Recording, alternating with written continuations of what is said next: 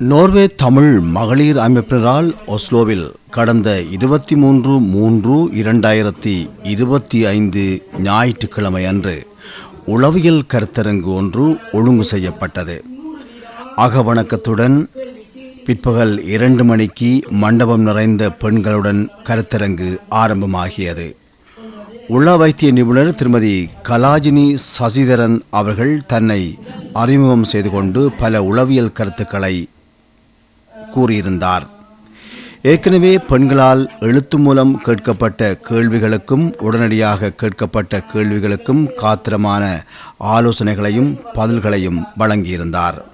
அதனையடுத்து திருமதி எழிலரசி ஸ்ரீபாலன் அவர்கள் HLL நிறுவனத்தின் மூலம் நடாத்தப்படும் உடற்பயிற்சி பற்றியும் அது பெண்களுக்கு எவ்வளவு முக்கியம் என்பது பற்றியும் கூறியதுடன் எவ்வாறு இணைந்து கொள்ளலாம், எங்கே எப்பொழுது நடக்கின்றது என்பது பற்றியும் எடுத்துரைத்தார். நிறைவாக விஜி அகிலன் அவர்கள் தனக்கு ஏற்பட்ட புற்றுநோய் பற்றியும் வைத்தியம் நடைபெற்ற போது ஏற்பட்ட உளவியல் ரீதியான தாக்கம் பற்றியும் தான் எப்படி அதிலிருந்து வெளியே வந்தார் என்ற கருத்துக்களையும் வந்த பெண்களுக்கு பகிர்ந்து கொண்டார். இவர் தொடர்பாக தமிழில் ஒரு புத்தகம் வெளியிட்டுள்ளார் என்பதும் குறிப்பிடத்தக்கது.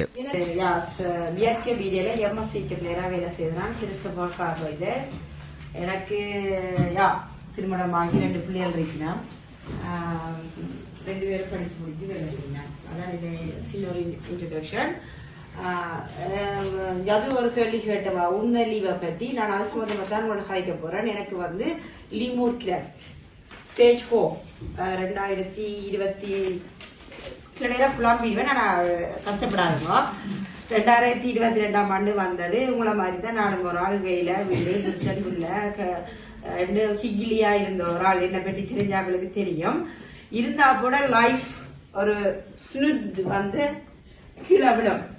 இது இந்த வாழ்க்கை முடிய போகுது என்று சொல்லி விளக்குல வந்து அந்த அந்த கட்டம் எப்படி அதை நாங்கள் ஹேண்டில் பண்ணணும், எப்படி அதுல இருந்து வெளியில வரணும், வெளியில வந்துட்டேன்னு தான் நினைக்கிறேன். நான் இப்ப கொஞ்சம் இதா இருக்கு வந்தது. லீமூர் கிராஃப்ட் வந்து எனக்கு ஒரு இதொண்டு இருந்தது. இந்த மாதிரி சில பேர் இருப்பீங்க, நான் லேகிட்ட போகக்கூடாது, ஹாஸ்பிட்டலுக்கு போகக்கூடாது, மெடிசின் பாவிக்க, டேப்லெட்டே போட மாட்டேன், தலைவலி வந்தாலும் டேப்லெட் போட மாட்டேன். அதுல அதை போடாமல் எப்படி வெளியில வாரதுன்றதுக்கு தான் நான் ட்ரை பண்ணினான். ஆனா இப்ப பாவிக்காத மெடிசின் இல்லை எனக்கு. வயிற்றுல இருந்து இதுவரையும் 46 தையல் ஹீல்ட் ஓப்பன் பண்ணி அதுக்குள்ள இவ்வளவு பெரிய கட்டி 22 சென்டிமீட்டர்ல கண்டுபிடிச்சு. எனக்கு தெரியும், நான் சீக்கிரம் நான் லேகிட்ட போயில, நான் போனது வேற ஒரு அலுவலா கேட்கிறாரு லேக ஃபர்ஸ்ட் லேக உனக்கு சீக்காண்டு இல்ல, நான் யாருக்கும் சீக்கு நான் ஸ்லோண்டுக்கு போட்டு வந்தேன் கொரோனா டைம். ஸோ அவர் சொல்றாரு ஒரு விஜய் நீ ஸ்லோனுக்கு போட்டு வந்த நீ கொரோனா வந்திருக்கலாம், ஒரு ப்ளூ புறவை எடுக்கணும்னா இல்லை இல்லை எனக்கு சீக் இல்லை, நான் ஒரு டேப்லெட் மாத்த போனான் அதுதான் கட்டினான் இல்ல ப்ளூ புறவை எடுப்பான். ஓகே டாக்டர் எடுங்கன்னு சொன்னான். பங்கு பற்றியவர்கள் அனைவரும் கருத்தரங்கில் பேசப்பட்ட விடயங்கள் யாவும் பயனுள்ளதாக அமைந்ததாகவும் இனிவரும் காலங்களில் இப்படியான கருத்தரங்களை தொடர்ந்து செய்யும்படியும் கேட்டுக்கொண்டனர். தமிழ் மகளிர் அமைப்பும் தொடர்ந்து இப்படியான கருத்தரங்குகளை செய்வதாக உறுதியளித்துள்ளது.